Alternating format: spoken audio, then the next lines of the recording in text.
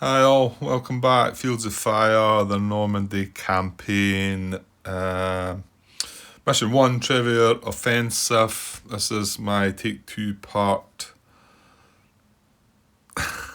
14, I think. I honestly, I check before I actually start recording, and then when it comes to the number, I'm like, oh, that's bugging me. Yeah, it's 14, I'm pretty sure. Uh, okay. Um, Yeah, so I've been away a little while. Still the same night, so still hoping. Although it's getting late, to be honest. Yeah, I don't think I'm gonna. Yeah, we're still on part nine. Sorry, turn nine. Yeah, we're about halfway through turn nine. So, and there's no enemies, but we've not got to potential contacts yet. No, right, okay. Um, yeah. Right, I got an answer to my question from Andrew, as always, regarding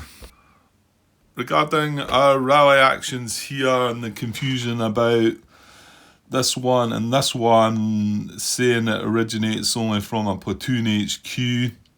And I went back to the old rule book, and it's any HQ or staff.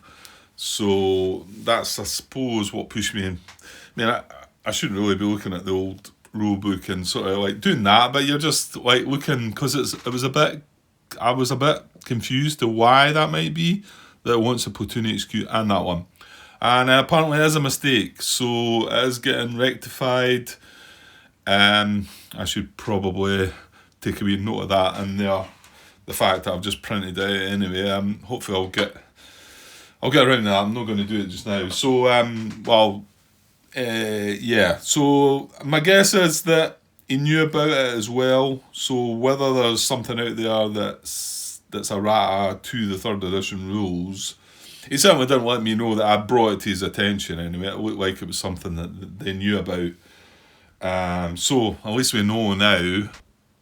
And yeah, unfortunately, our first sergeant could have been doing some stuff, but I'm not going to go back and try and do that now. Well, we're just about to move to that sort of stage anyway.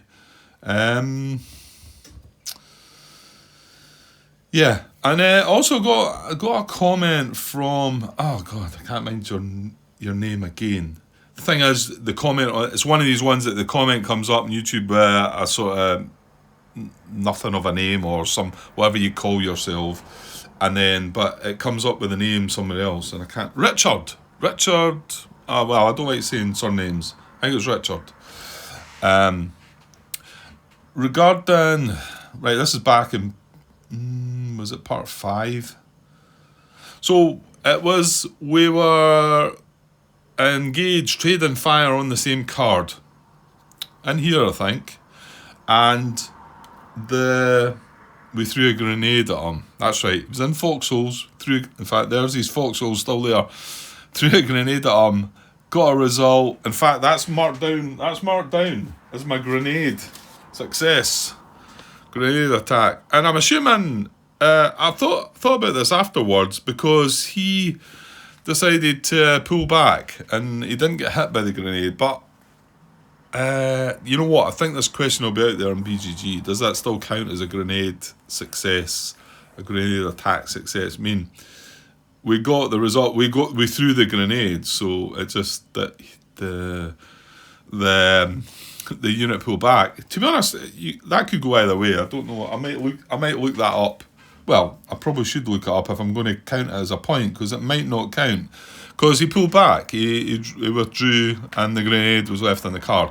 Anyway, he he mentioned the AS should continue to fire on the card until a ceasefire, right? And I thought what he meant, and I'm assuming when he says AS, I'm assuming he meant assault team, because is that? No, I don't know. Oh well, yeah, it is still an assault team that's there.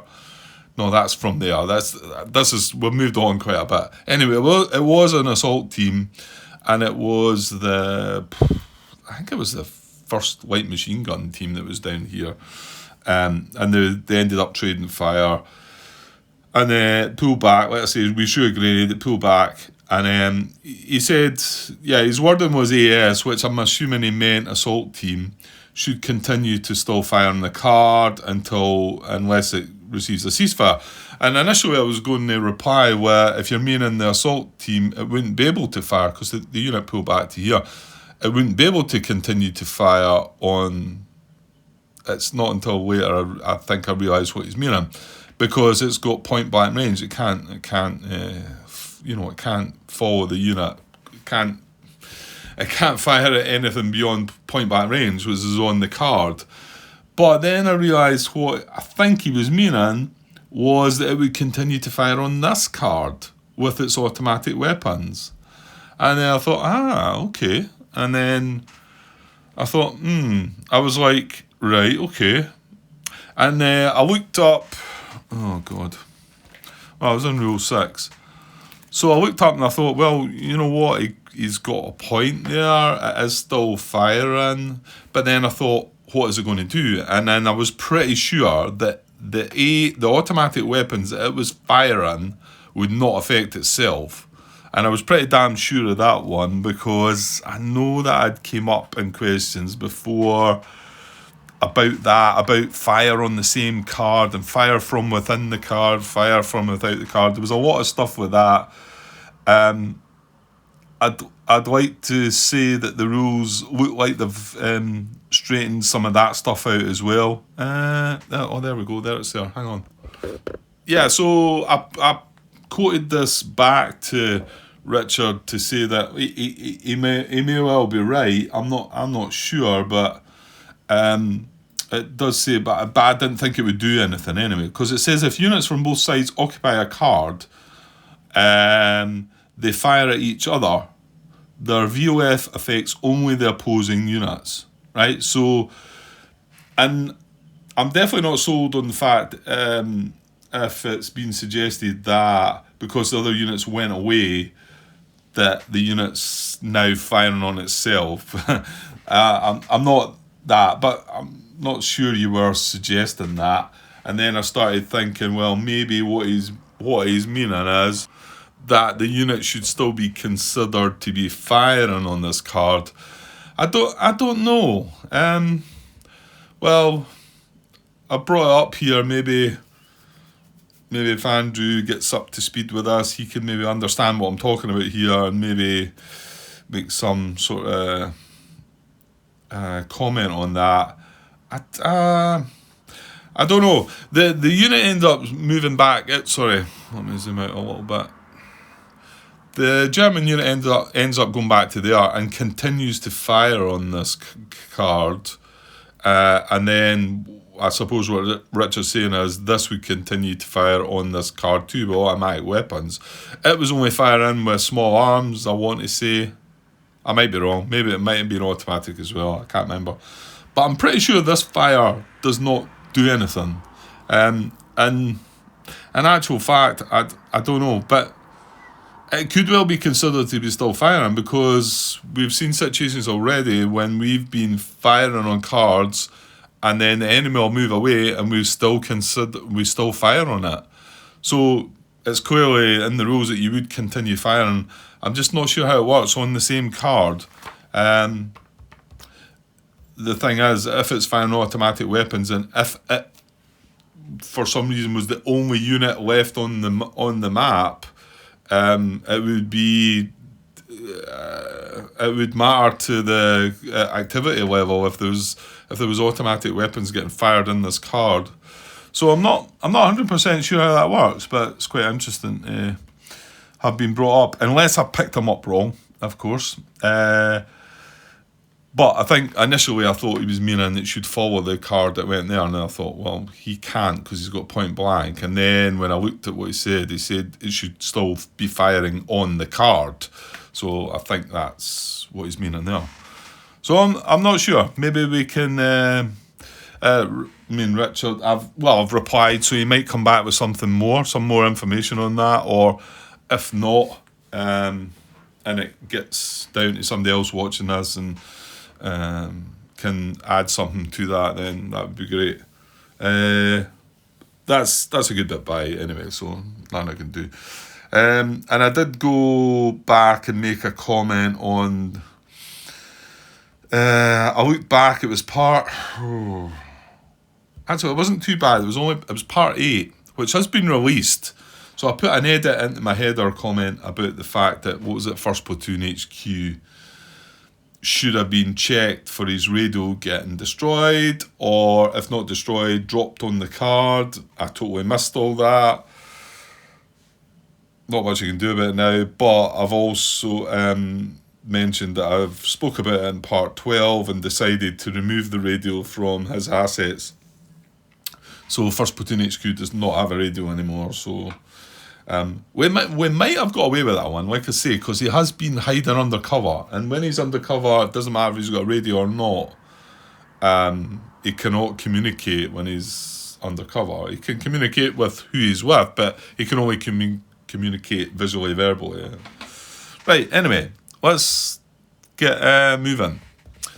Yeah, I get the feeling I'm not going to quite finish this because we do have a whole turn. Well, we'll see. It depends on these potential actually, we've only got one potential call. Oh, no, we're not finished yet. Yeah, okay.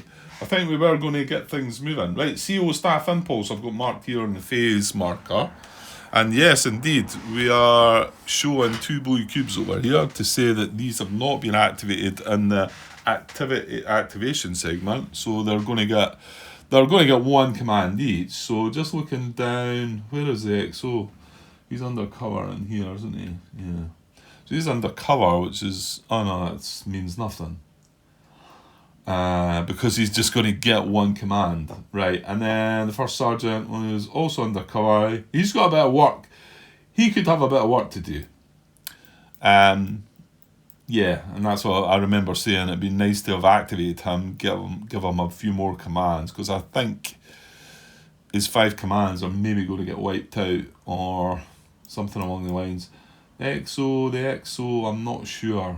I think XO's only got 1 command. He's going to get 2.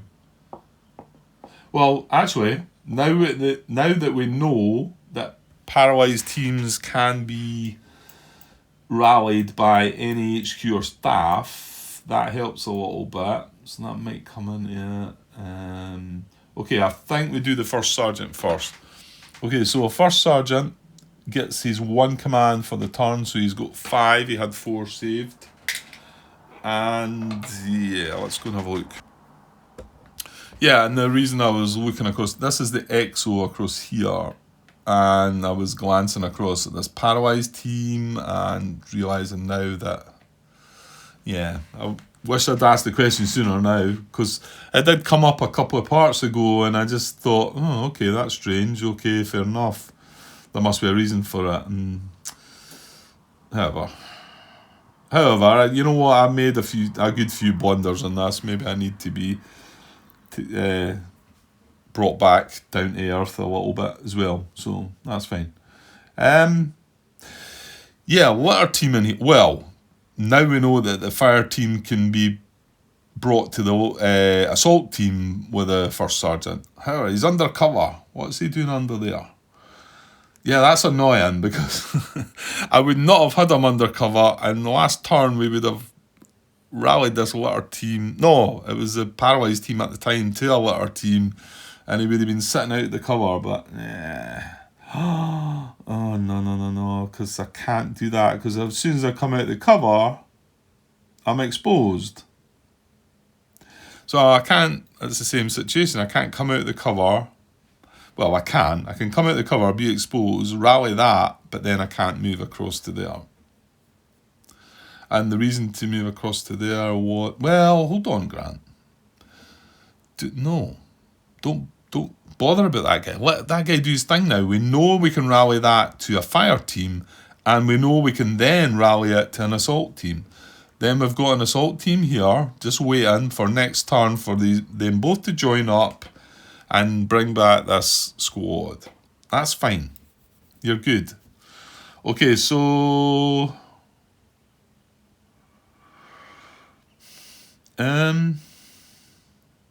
yeah, so we're gonna, the first sergeant is gonna, Yeah, we can leave them first, the 50 cal in there. So they're staying under the cover. First sergeant is coming out of the cover, right? So he's going to be exposed. And it doesn't matter. I don't need to move him across there now. That cost me 1 action. I've got 4 left. And then we're going to rally. Where are we? So we're going to rally. I don't need to go back to the book for this. We're going to attempt to convert a litter team to a fire team. And all these are NHQ or staff. It's obviously a glitch that they've had there, or something's went wrong. It should say NHQ or staff. But this one is, it says NHQ or staff on the thing. And it's all if it's no VOF. So I'm going to spend... That's fine. I'm going to spend 1 more, down to 3, to turn this into a fire team. Now, I want to watch, because we are drawing for general initiative. But.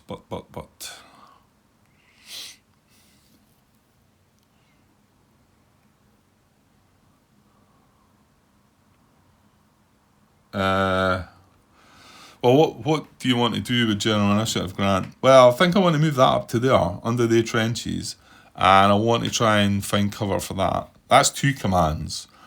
So, yeah, probably not going to get more than that, but I might. That's the thing.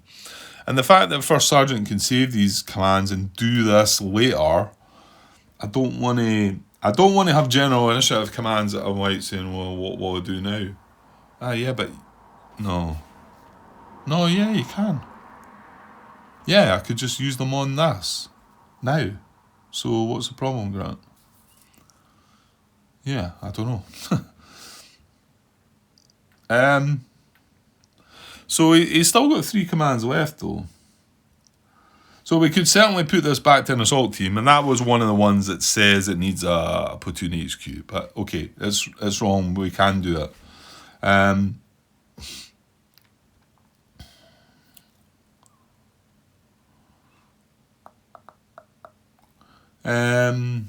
don't know. Just, I'm thinking that you don't need to be doing these if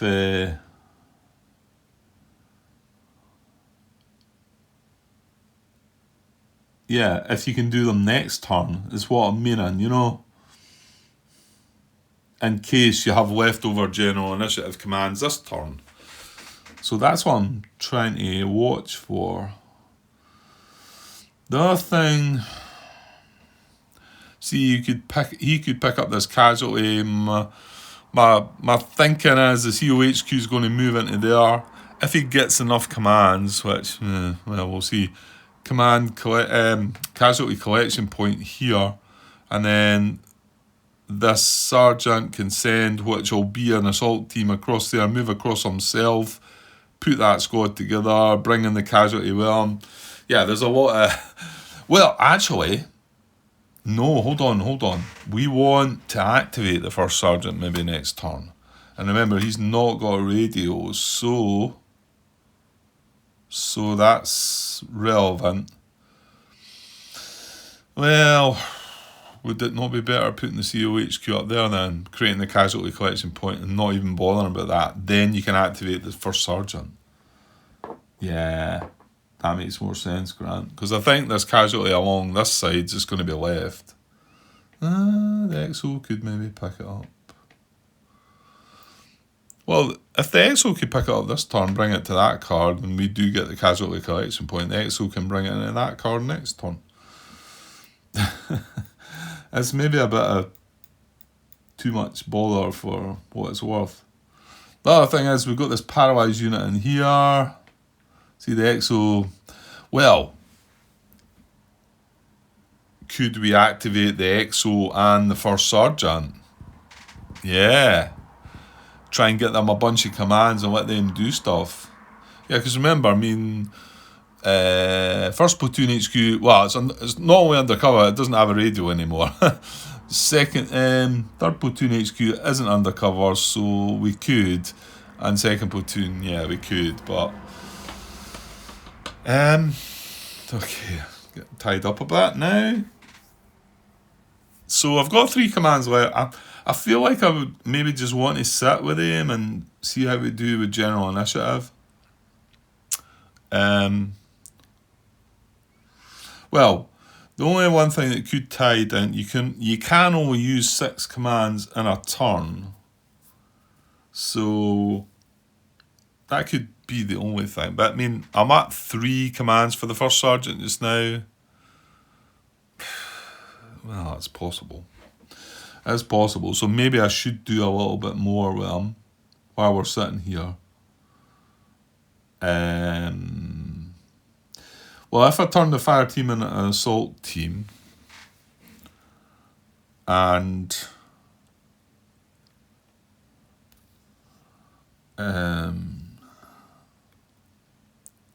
no, I don't want to move him there because I think we might want to move that there. Yeah, I'm going to spend. Yeah, but then what if you get more general initiative? What are you going to do, Grant? Oh, I've got the EXO to come. Oh, right. Yes, I'm going to use one more of the first sergeant's commands to rally this from a fire team to an assault team. And like I say, this was one of the ones that said it needed to be the. That's not any good. Right, I'm not finding the right assault team, so give me a second. There we go. So rallied up to an assault team. So now we've got the 2 assault teams.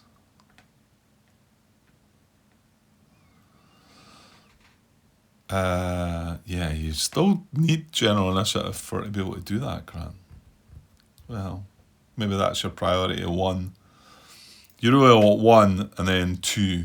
You want a 2, but right. I'm going to leave it at that. We're going to save the other 2 first sergeant commands, and then finally, the EXO is going to get his 1, and he had 1 saved, so he's got 2. Yeah, so I think maybe get him activated next turn as well, but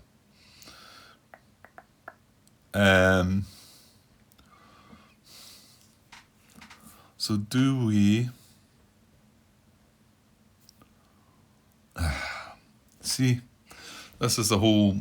If I'm doing that, I need to come out the cover first, which costs me a point, and then pick that up, which costs me another point. And then I've only got 1 turn left, so that's not any good, is it? That doesn't do anything, because, well, unless we put the casualty collection point in here. But if I put it in here, I'm not going to be able to activate the first sergeant because I need to be on the same card as him. And I think, well, does that matter? Yeah, it kind of does, because, well, hold on. Can the assault team not pick up this casualty and move across to here? Like so, across to here, this is where the casualty collection point is. Then in this CO staff phase, we move the sergeant across, and then he puts the squad back together. Oh man. Right, okay. I'm going to use the 2 XO points. Oh, actually. No, Grant. You can still move up to there. But the casualty collection point. But right, okay. I won't be able to activate the first sergeant. But he has 2 save commands, so he's going to get 1. So he's going to have 3.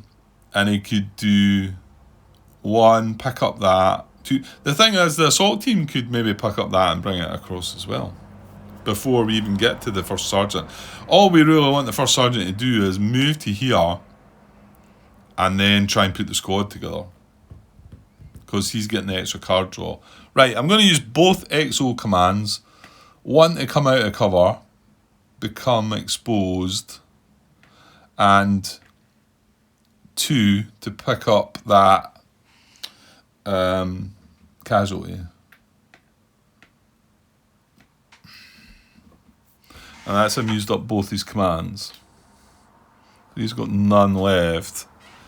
But as long as he gets a 1, the 1 is he moves across to this card, and that's him. That's him fine. To be honest, I don't need to activate him. But that means we need the casualty collection point in this card. And he's the only one that... Well, actually, whoa. Is he the only one that can do that? Maybe he's not. CO staff or COH key or CO staff. Ah, man. Right, I never thought of that. Does that change anything?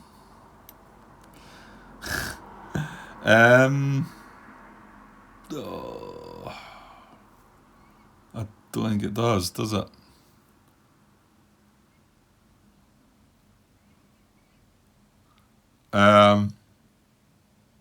Well, actually, maybe. Maybe, because the COHQ could move up here, activate the first sergeant, and then he gets a bunch of commands, hopefully. He could then do his thing, move across here with the casualty, and he could then create the casualty collection point, and then the XO brings that across as well. Yeah, okay, I think so. That's probably more bother than it's worth, this, isn't it? Yeah, you're nodding your heads. Okay, so, well, that's everybody done. That's me finished with all my impulses, and apart from the general initiative. Right, so what did I say? We kind of want a 2 here. 1 to move this guy, 1 to search for cover. Okay, let's draw an unmodified small number, and let's reshuffle cards. Come on. Yes, look at that. It's a 3. That's too many. Well, maybe we can do one of the other things that we maybe wanted to do. So I'm going to shuffle the deck up. We have 3 general initiative commands. So I'll get this shuffled. Right, deck reshuffled. Yeah, just while I was shuffling, thinking about what the other action could be. The assault team picks this guy up. I think he becomes exposed when he does that. Pick up. Yeah, he does. It's not... I found that... mark any infantry units involved, exposed. I think when you read it here... No, does it not say in the other bit that everybody involved becomes exposed? Well, I suppose you're picking something up, which is going to be on... Yeah, it probably does make sense. Right, anyway, we've got three general initiatives, right. So, what's the important ones? Well, it doesn't really matter. I think this is 1. We move this guy up. Well, assuming you want to go for the potential contact B. And remember, one of these is going to be auto anyway. If I have at least 2, then we're guaranteed 1 contact, but we might get away with the other one. Whereas if I just leave this, we're guaranteed this contact anyway. Okay, if I do this, there's a possibility we're going to get 2. Right, I'm going to do it anyway. Right, so he's going to move up under the trenches, and I'm going to start doing what I said, and put the exposed marker on top of the actual cover marker, so it's more clear. So that was 1, and then the next one is going to be to seek cover with this guy. I think so, I think that makes sense, doesn't it? So he's an assault team, he's line quality, no modifications. We're drawing 4 cards, looking for the word cover. So 1, 2, 3, 4, it's a fresh deck. So, looking for cover. No. Yes. Okay. So, good. We do get the cover, which will help a little bit. Cover +1. And again, I'm going to put that down underneath the exposed marker, I think. Right. And that leaves us one more. So, well, it's going to happen down here somewhere. Yeah, paralysed. See, again, this paralysed team would be... Oh, wait a minute. We could maybe bring this squad back full side, up. All we need to do is turn that into a fire team. What's that? That's 2 rallies, isn't it? 2 rallies. We've got that assault team. We're going to have that assault team. This could all come together. Yeah, and if we get a good number for the first sergeant, but we're going to have to activate them, so COHQ is going to have to move into there. So, with that one last move, does the assault team pick up this casualty? Or is that silly? Yeah, no, it's not, because he becomes exposed and we want him to lose that exposed marker so that he can then move to that card next turn. Yeah, that's the one. So we're going to pick up that casualty and become exposed, and that's our last. That's our last general initiative. So it's all going to happen on this card, but we need the COHQ on this card. But before he goes there, we probably need to activate. Now, he's only got 1. Well, he's guaranteed 1. So he's guaranteed to have 2. I mean, the COHQ is guaranteed to have 2 commands. And obviously, if I can, I could activate, then move to here, activate, and then activate. I can't activate that first platoon enemy. That's assuming we need to do all that. It depends on what the contacts come up and whatever. Okay, general initiative's done. That didn't take long. 32 minutes into this video, and so enemy higher HQ event phase. Here we go. See if they get an HQ event. They do not. Okay, good. Enemy activity. There's no enemies. Okay, moving on. Capture segment. There's no enemy casualties now. There's no enemy capture. No. Retreat segment. No, there's not any paralysed alert teams on a card with VOFs. AT combat movement. No. Right, fire mission update. Remove existing. No. Flip pending markers. No. Right, potential contact. Right, well, we are still at no contact, so unfortunately for us, that whatever card it's going to be on it's a B, and it's going to be automatic because we're at no contact. So we still need to randomise because we're looking at these 2. So this is a 1, this is a 2. We're looking for a 1 really, aren't we? Oh, we get a 1. I think so, because... Well, yeah, because he's under better cover. He's on the +2 cover. He's on the plus... look at the cover of the card. Maybe it's irrelevant. Anyway, it's going to be this guy. So it's an automatic contact. We don't draw cards for it. So we need the mission book and see what's what. Right, so potential contact Bs this time. So we're going to roll a D10 and see what we get. We get a 3. Yep. So a 3 is mines and machine gun. Yuck. Okay. To be honest, the mines part of it might not have been too bad, but anyway. Mines plus machine gun, so it's package 6. Well, I'll come back to this because... And the mines go on the card, and then trigger right away. And the my guess is plus machine gun. The plus means it goes on the same card though, doesn't it not? Right. Anyway, let's look at package 6. Yeah, and that's the reason I wanted to look at this rather than the player aid, because I've not wrote things onto the player aid, whereas I have made some pencil adjustments on here, because this obviously was a rat. I certainly wouldn't have wrote this in on my own sort of thinking.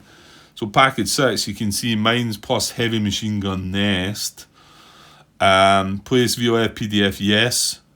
Unit spotted, yes, so that's good. Max line of sight if it happens to be the placement package. But this is the big one, where it said mine's plus, because the plus sign means that they would both go on the same card, which doesn't make sense really, does it? Because the mines are not going to go on the same card as where the heavy machine guns team wants to be. So and you can see it's the same with these ones up here. You put an incoming marker and then plus. The plus means that it should be placed on the same card. It's the one with this oblique, if you like, that says that they're on different spots. There's the one we couldn't play, squad, and then squad plus leader. The plus goes together, and then that one goes separate. So it's mines, and then we've got a heavy machine gun team under foxholes. So, well, we know where the mines are going. Got any mines here? Yeah, there's one, because we got one in the first bit. So, and then we need a heavy machine gun team, and it's coming in with foxholes, so it's not going to be the default trenches. So let me get a heavy machine gun team. Okay, so this is what we're getting. I'm going to mark down the heavy machine gun team just now. So it's 1 HMG team, and oh, they're right. I was thinking they might be heavy weapons, but they're not. No, okay. So, how much ammo do they get? That's in the book as well, right? I need to have a look.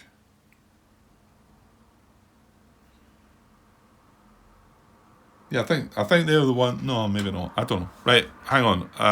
And then we need to know where we're placing this as well. The mines go on the card that triggered it, but this goes somewhere else. Right, so yeah, heavy machine gun. That's right though, but it's not a heavy. It's not an H rating. It's an A. Yeah, that's fine. So it gets 8 ammo. So this is one of the ones that, if it were to move, it would drop 2 ammo, because it can only carry 6. But like Andrew pointed out, and I realised just before he actually replied that it's unlikely it's going to matter. They're going to sit there and fire anyway, so it's not a biggie. Yeah, and I managed to just stop the recording there. But I think I was about 30 minutes in. Maybe a bit longer actually, so just so I don't want it to go too far. I think I should probably be able to finish this turn though. Well, it does, yeah, that might depend on what comes next. Right, we need a unit placement for this heavy machine gun, so I'm going to draw on this and see what we get. So I need a D10. We've got a 7. Yeah. 7 as left front at max line of sight. Well, that's kind of quite good, depending on what we draw.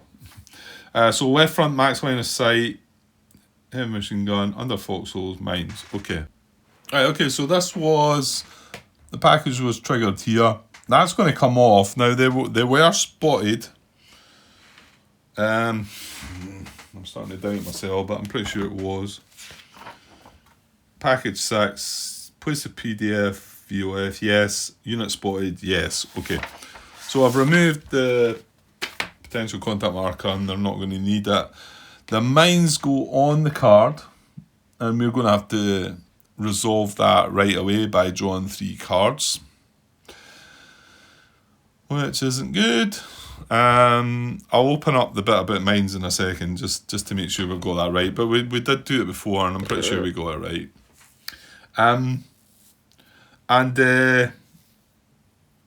The heavy machine gun team is going left front at max line of sight, so we need to draw a card up here, a terrain card. And remember, they've got a very long range, so they can go 3 cards here, so we might need to build another table. But so here's the first card. Okay, it's a hill, right? So we need something on that hill, and we've got an orchard grove. Well, that could be quite good actually, being the hill to start with, because it now means that it's very unlikely. Although again, going by what I've learned recently, there is a possibility. There is a possibility. This being at very long range, there is a possibility we could draw 2 hills here. With my knowledge of knowing how many hills are in the deck, we've got 1, 2, 3, 4 on the map. So, it's still possible. We could draw 2 hills here. So we do need to draw. So I'll draw the first card. It's not a hill, so that would go out there and do nothing, because he wouldn't then have line of sight on his target. So I'll shuffle that back into the deck, and we now know where this guy is going. He's going under foxholes. He's got automatic weapons. Now, he's got overhead fire as well, so that's something to remember. He is spotted. He's got automatic weapons with a tripod. He's got to open fire on the guy that he... no, don't do this to me.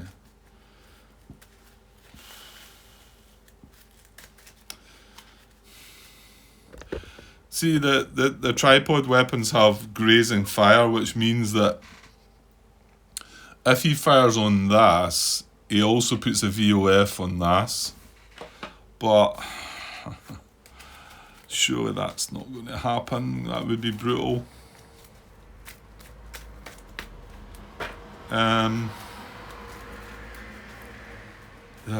Here we go. More bits to... I don't know. I mean, he's got to engage this, but the problem is, like I've said, he's got overhead fire. He's a tripod. He's got grazing fire, so he can actually fire. And this is on a hill as well, but he can actually fire on this and hit this as well. Well, I don't know, Grant. I mean,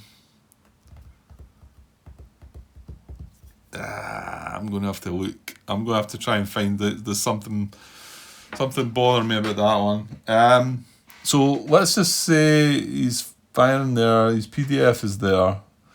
He's got automatic weapons. So he's got a -1. And you just would think that it should be in here, but I don't know, just with that grazing fire capability, and mind you, is grazing fire not just effect when you're on the same level? I don't know. There's a lot of things you don't seem to know, Grant. Right, okay. Well, this is the first. We've got another potential contact to check, but I need to work out some of these things first. So let's check. I'm going to check mines to be sure, and then just see if I can find anything regarding this grazing fire, overhead fire. Carry on. Right, so here's our mines. Anti-personnel mines produce a VOF that mainly affects infantry units, but does have a limited effect on vehicles too, against wheels, tracks. That's why it's got the little -2 there, which doesn't have on my counters. My guess is these will be part of the deluxe upgrade kit. Maybe not, but Have any infantry unit or vehicle, friendly or enemy, that enters or moves within a mine card for a mine attack by drawing 3 cards for each unit as indicated on the counter. If any card contains a burst icon, including multi-burst and short icons, and then the unit has been hit, flip the mine marker.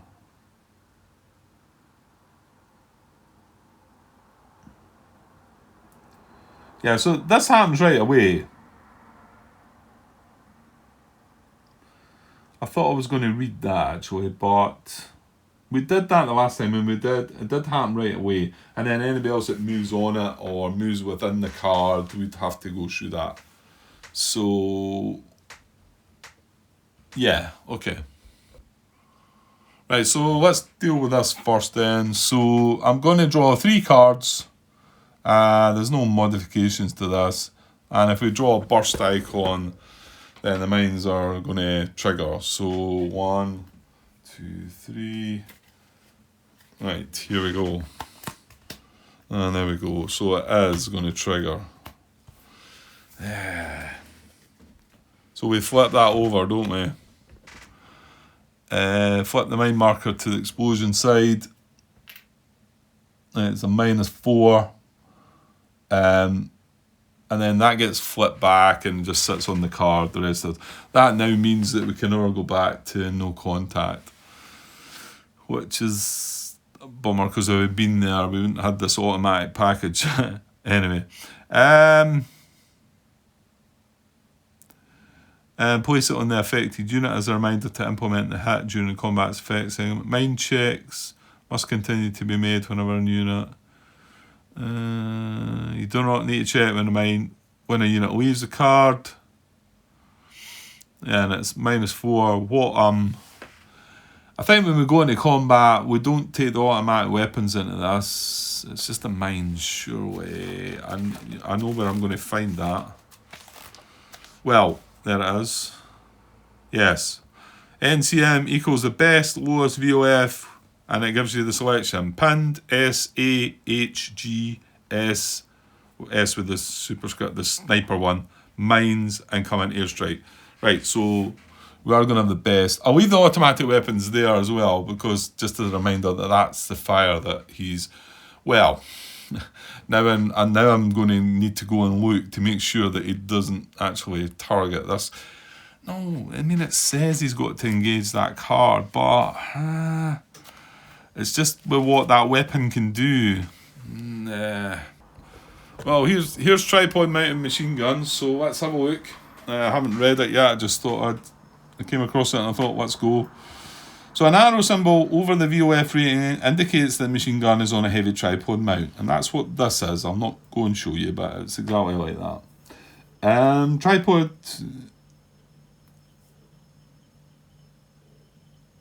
tripod-mounted machine guns benefit from a more steady aiming base and sustained fire capability and are often of larger caliber. They usually produce an automatic weapons, A, VOF, though some may produce heavy weapons, H, VOF. Well, this one's an A. Following additional rules apply. Tripod-mounted machine guns are capable of grazing fire, overhead fire, and final protective lines. Right, we're not doing anything with final protective lines. So grazing fire and overhead fire are relevant to us. Draw 1 extra card when making an attempt to concentrate fire with a tripod mounted machine gun. Just when I was reading that, I thought, yeah, that gives you a benefit. I remember that now, but yeah, it would do that, but then it's going to spend an extra ammunition as well if it succeeds. So, but it's a better chance of getting the concentrate fire. Tripod mounted machine guns may not fire at all if marked exposed and can never use infiltration movement. Yes, okay. And an easy one to forget, the infiltration part, as I've already done with not a tripod mounted machine gun, but an H-rated mortar weapon, which is the same. Right, so there's grazing fire. Normally, when firing along a PDF into another card, the VOF is exerted into the closest... Oh, this isn't looking good. Into the closest occupied card along the PDF that is within line of sight. However, if a tripod mounted machine gun unit is firing at range, not at point blank, it exerts its VOF into every card along its PDF up to its maximum range, as long as all the cards are at the same elevation, or all uphill, all downhill. See diagram below. Right, that's not going to work then. I think, what that means is, and I suppose we could look at the diagram. Well, hang on. The grazing, is this a grazing fire dial? Because there's a overhead fire diagram as well. Example. This is grazing fire. Example. A Japanese tripod. Zoom in. I'll try and zoom in a little bit. Get the text in though. Japanese tripod mounted HMG, which is here, is it? Is placed in the potential contact evaluation segment and opens fire at US assault team approaching from the dunes.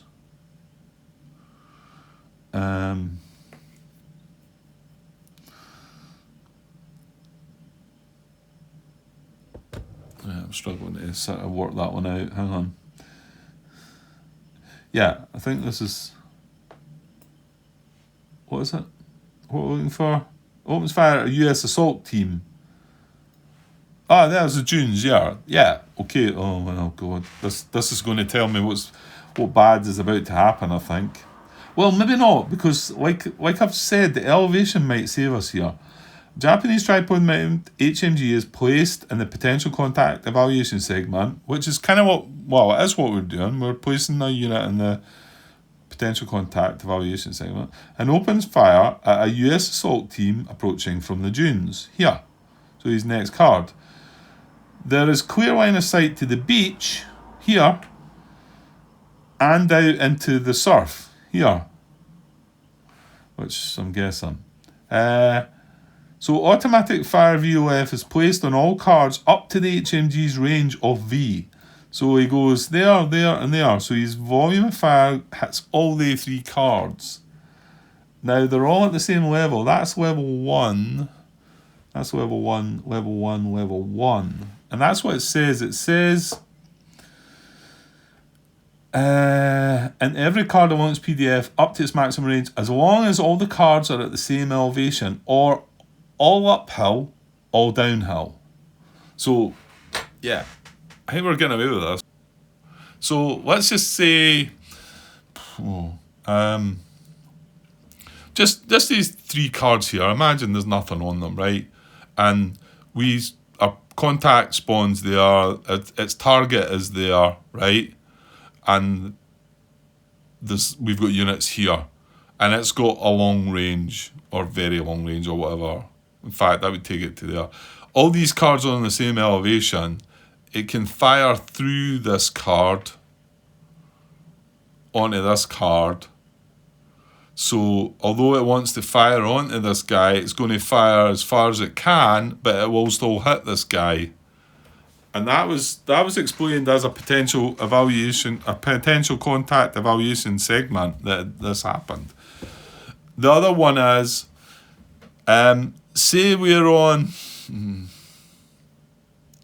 if it was all uphill, all downhill. I think what that means is,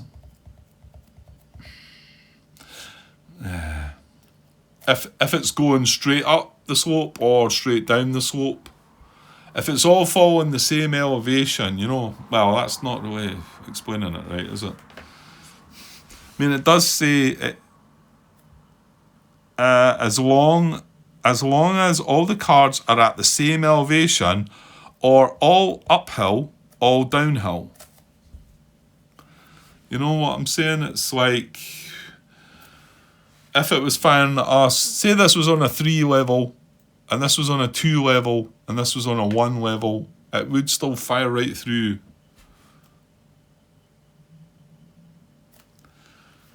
I don't think it fires at us here, because these are on a 2 level, these are on a 2 level, this is down on a 1 level. So I don't think it hits that card. It's not grazing. Grazing fire means that you're at that elevation. You're at, you're firing at the same elevation. The thing is, it wouldn't be able to fire through that card anyway, would it? So if this was not on a hill, it wouldn't be able to fire through this green border onto this. Hold on. If this was not on a hill, though, this is on a hill, does that not mean it slopes up to that? And it would. Yeah, I think it would there. I think it would there. So I think just as well we found a hill. I'm still not 100% sure, though.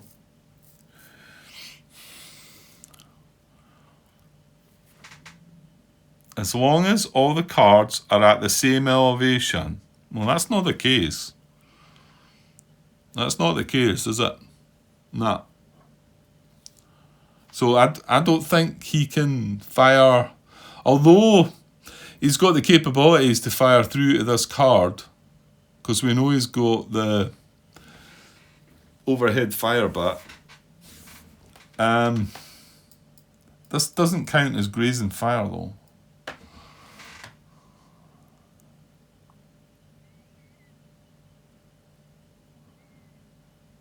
Yeah. Yeah, I think it's okay, but I just think it's okay. I'm going to go with it though. I'm going to go with it, and well, we can see. Well, it's kind of important, this one, though, isn't it? I mean, if he can fire right on this card and also hit this.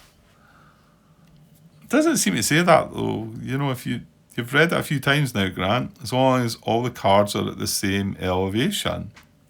They're not. And the example it gives you is fine, because they're all at level 1, and there's white borders in between the cards, so you can fire right through all the cards. Yeah, I'm not going to go with this.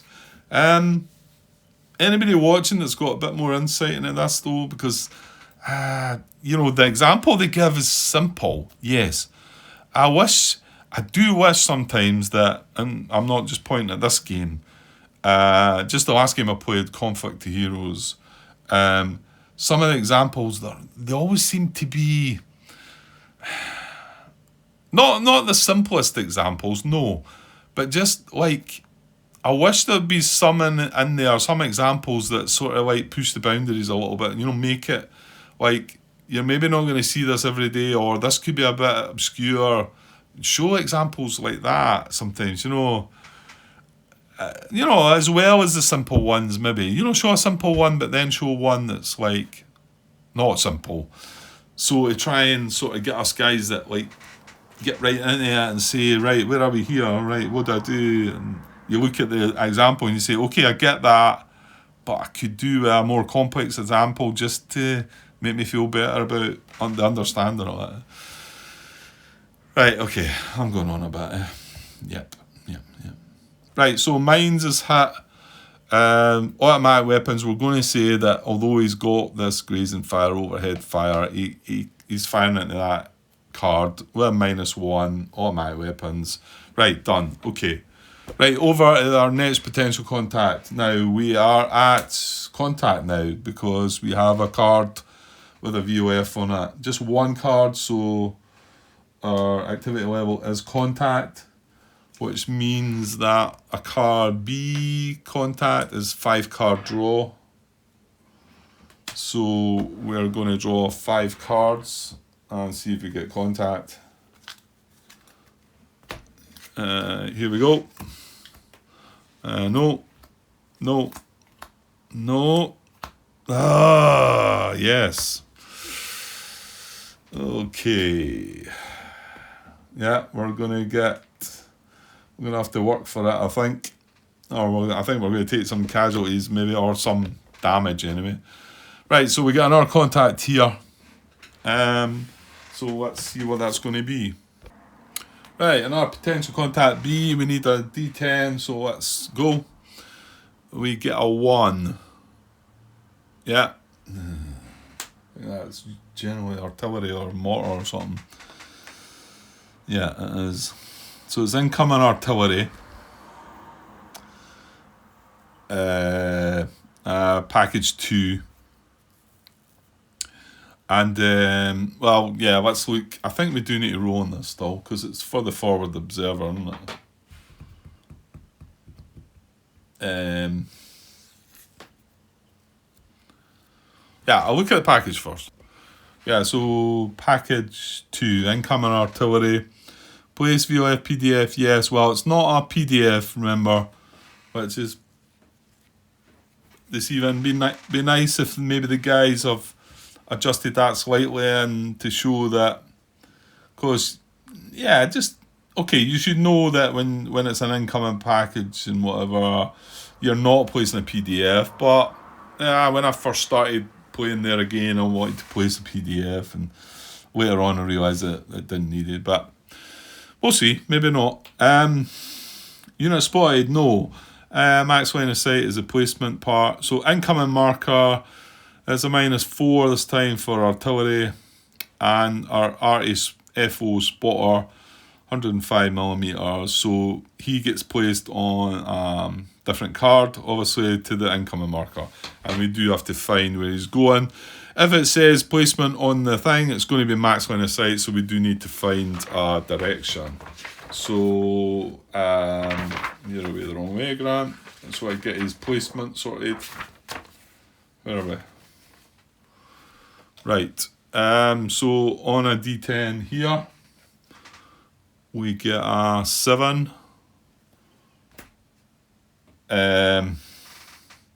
Which is, again, left front and max line of sight. Okay, well, we should be able to do that. Okay, so that's what we're looking for. There's our arty spotter. You can see he's got a -4 on his counter. Remembering that he will come in under trenches because there was nothing mentioned. And there's the incoming marker that goes on the actual card. He's going at front left max line of sight. Okay, and same again. This comes in. There's no card draws for this. This triggers right away when you first bring it in. If he fires again, then he needs to draw a call for fire on it. Right, so front left max line of sight. So we're looking at a card coming in here first. So let's see what we get. Now he can go out to very long range as well. We've got a gully draw, but doesn't have a whiteboard down the corner to come in on the card. So we wouldn't naturally draw another card. However, we could draw a hill away up there. And I'm kind of hoping we don't, because then I'm going to have to extend the table. However, I do need to check for it. So are we getting a hill up at that corner? Oh God, I thought it was. When I seen the 0. It's not. It's on open fields again. I think we had that once before, didn't we? Okay, so gully draw. That's where the artillery spotter, one arty spotter is going there, under his trenches. Now no PDF, he doesn't do that, but he does have the VOF, and it's going to be a -4, and yeah, not good. So I'm going to mark him on the log sheet. So that was one arty spotter. RA spotter, wide quality. Now they get, actually it should tell us here, yeah, just while we've got that open still. -4, you actually get 3 card draws come the time. The first one's automatic. Is it the same for artillery? And he gets 2 fire missions. So he's only got 2 fire missions. Yeah, I want to say it's automatic. In fact, if I look at the book, I think it just talks about indirect fire missions. So I'll have a quick glance, but I think indirect fire missions, it'll tell us right away that the first one's automatic. There it's there, page 57. Indirect fire missions. So it doesn't really go between, it's artillery and mortars.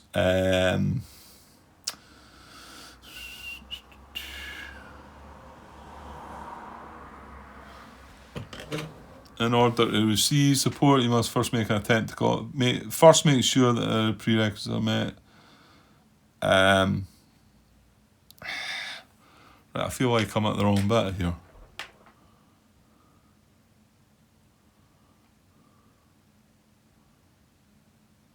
Indirect fire missions. Yeah, I'm not in. I want the enemy one. Hang on. Yeah, this is kind of what I thought I was looking at, but it's not. It wasn't. Enemy indirect fire spotters. Light the sniper. When an incoming package is triggered, place an activated incoming marker on the same card as the unit which triggered it. The initial fire happens automatically without the need for a draw, right?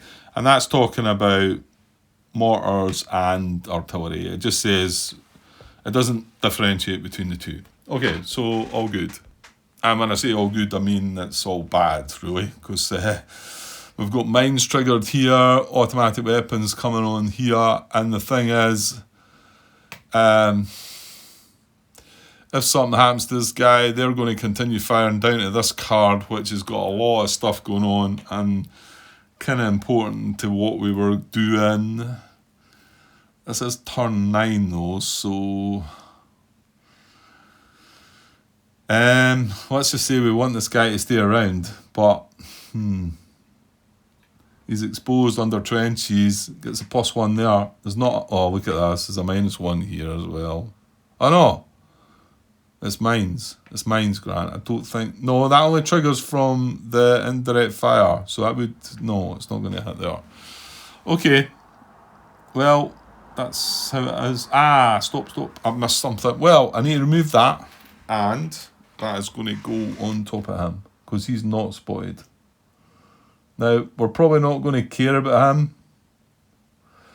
We have cleared the 2 contact markers off, so that's kind of what we wanted to do. Are both them assault teams? They are, aren't they? Yeah. So we just need to hope for the best, I think. We're not going to bother trying to attack. Well, this one's a concern, because if this gets wiped out or becomes a casualty, I think then he's going to be able to fire right through to here. So that is a concern. But in saying that, we're going to have time to be able to move all this stuff if we needed to. But I don't want to be doing that, I don't think. Well, no, I don't. Right, I might need to, I think we've probably pushed a bit too much talking here, I think. So where are we at? That's potential contact. Well, what's the activity? The activity is now, we've got 2 cards, so we're engaged now. Not that really matters now, because our contacts have been checked. Can we should really finish the turn, Grant. I think I've got 30 minutes up here just now, and I think I've got another 30 odd that when I stopped. Yeah, because there's just 2 attacks. There's nothing else. Any other updates? Well, this guy's spotted. Oh, hold on. Hold on. Our mortar. Can our mortar not fire at him? He can, can't he? Because remember, we can only fire. We can see this guy. He's spotted. We can see him. But we can't fire across this card unless we have an H-rated weapon. Oh, we've got our 50 cal as well. Yup. Well, we're firing both then. So in actual fact, we've got a PDF going back at him. Now this isn't a really, I didn't want to switch that one over because it's not him that's firing, but, well, hang on, Grant. Why not? Because he's in an assault team. Right, okay. I knew what I was doing. Right, okay, so, yeah, I think we are getting to hit him with heavy weapons. There's one here. There is. Which is, yeah, pretty good as well.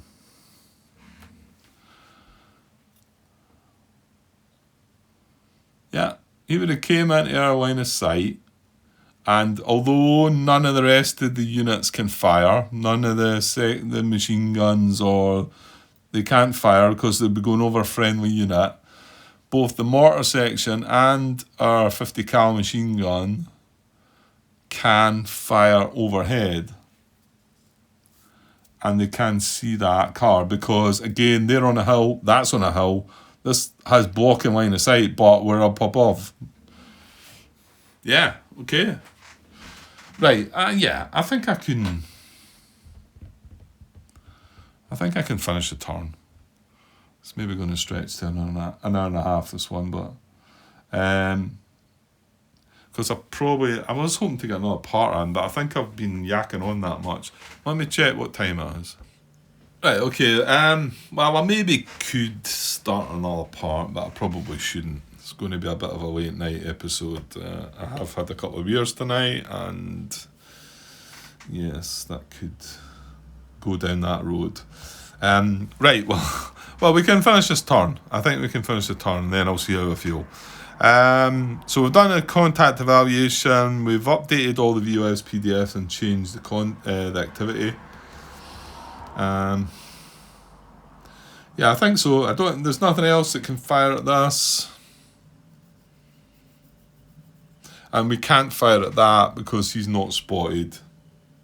Even if we had somebody that could. So yeah, okay, I'm going to leave that at that. Pinned recovery, remove pin markers, don't think anything's pinned. Hey, that's not true. Yeah, I forgot that guy. We shot at that guy ourselves, didn't we? So that's coming off. Well, he can actually tag along in there now. And yeah, that's right. They're exposed, but they're all under the trenches. That's right. And the pin marker comes on. So nothing else pinned, I don't believe. No. There shouldn't be. No. It was just that guy because it was our fire that pinned him, wasn't it? We were trying to be clever, play the game. So none of that. Right, combat effects. Right, well, let's do it then. So, well, we do have some fire on him, but I like to do my guys first. So this -1, this isn't cumulative, so it's a -4 for the mines, right? And we've got a +1. Now that doesn't affect the mines. I'm pretty sure it's only...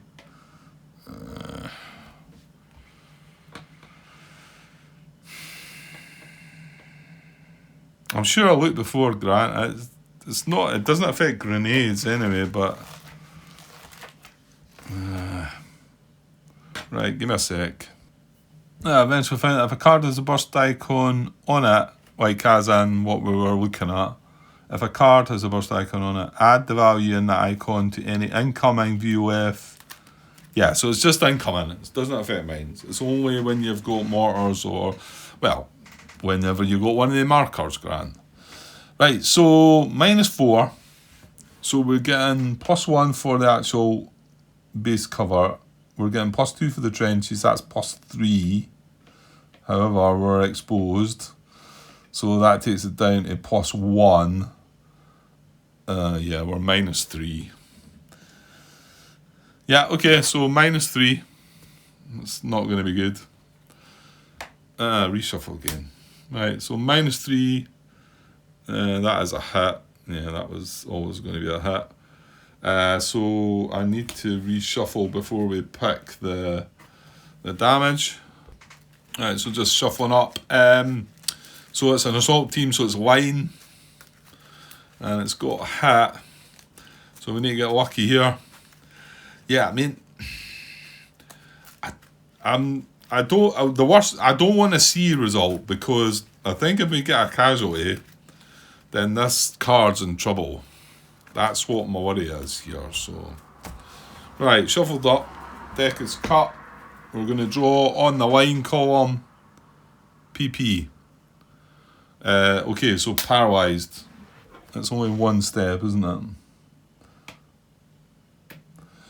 Yeah, so it only takes a 1. Well, I'll take that. It's not great, but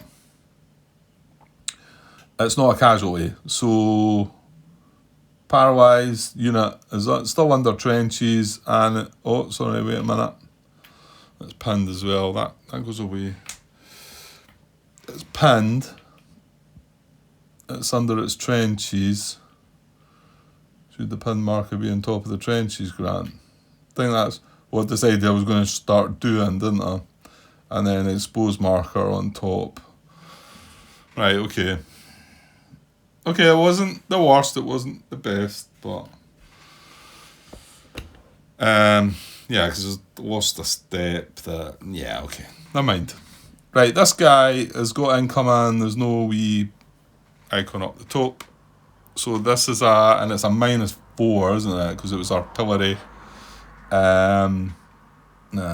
They get to select the small number here, don't they?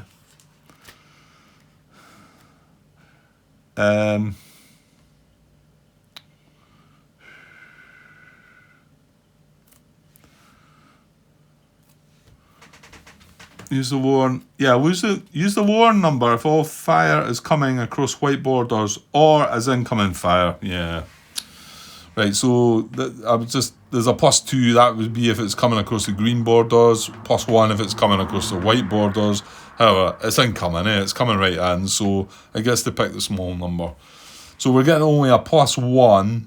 We are undercover, so that's +2. However, we're exposed, so that takes us down to 0, and then the fire itself is -4, isn't it?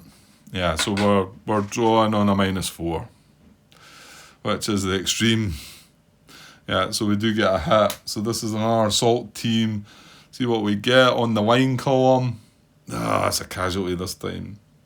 Well, I prefer it on that one than that one because I think the other one was going to cause all sorts.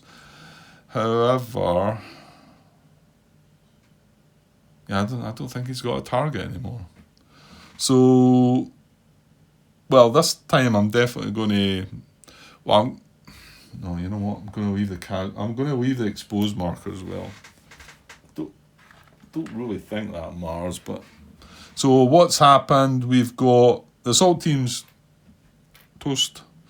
We've got a casualty, and now I know I don't need to put a pin marker, but this casualty is still under cover, and that's kind of.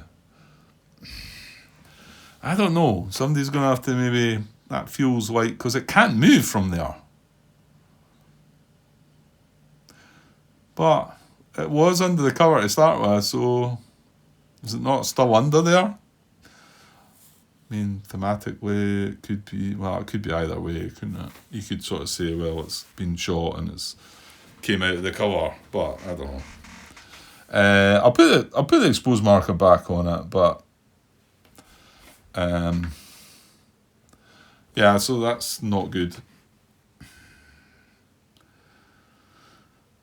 You know, I wonder now if it was worth going and getting the experience points really when we're taking the hits, and maybe it wasn't really worthwhile.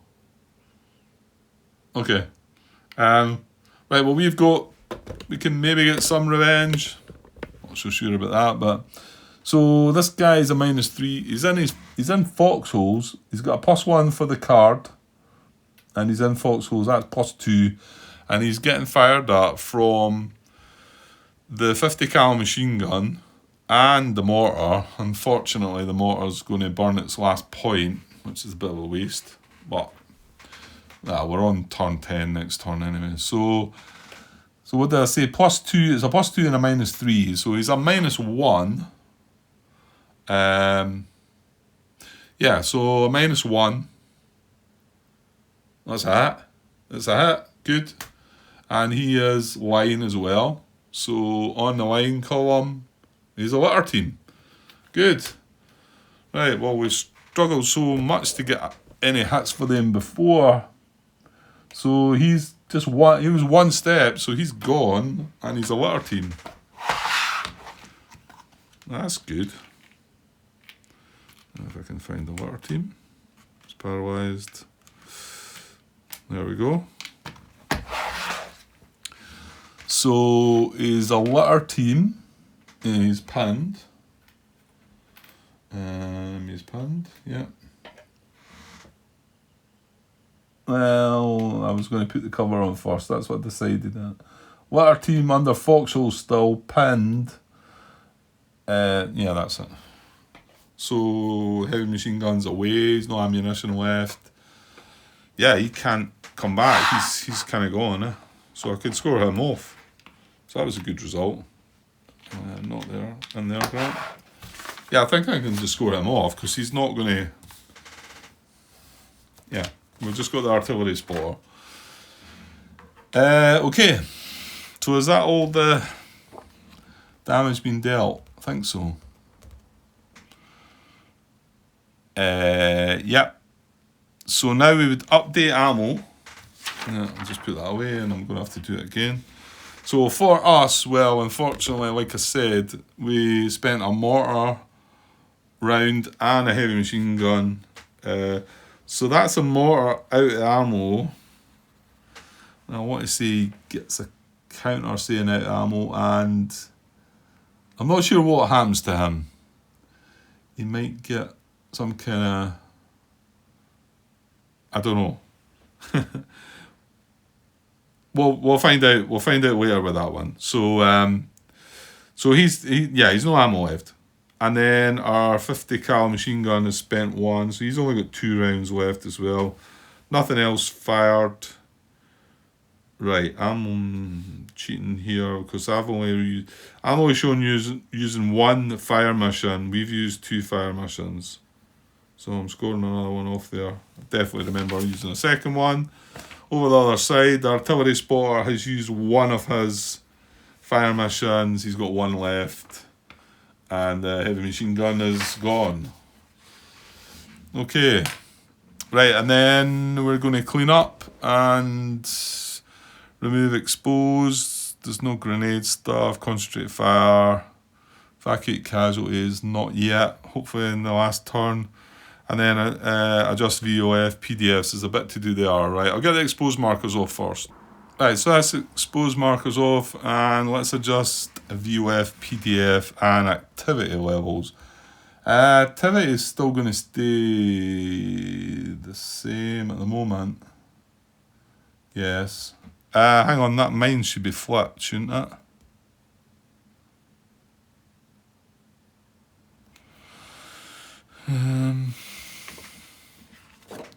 I'm pretty sure it should be flipped back over. Yeah, give me a sec. Yeah, I can't see anything that tells you to flip it back over. Whether it's out there or not, but I mean, it's not sitting like that anymore. We've triggered that. If we were to move on the card, or somebody else was to move onto the card, it would flip over again. Well, we would draw 3 cards, as it says on the chat there. So I'm pretty sure that goes back. The incoming stays. Now he's a lat now. He is not firing with automatic weapons. In fact, he's not firing at all. Now we're still firing back. Okay, the mortar's out of ammunition, but the the 50 cal is still firing back to that. So yeah, but we're still engaged because there's like 3 cards. That's a VOF on an occupied card. That's a VOF on an occupied card, and that's a VOF on an occupied card. So it is still sitting at engaged. Okay, good stuff. That's everything. Right, I feel like I probably should call it for the night. I'm a bit starting to feel like I shouldn't. And save it for the morning, Grant. Save the last turn for the morning. So not a great finish to this turn. Yeah, but we've got plans to patch a few things up. We're comfortable here. We've got everything secure. No. Oh, no. I don't want to leave that empty, do I?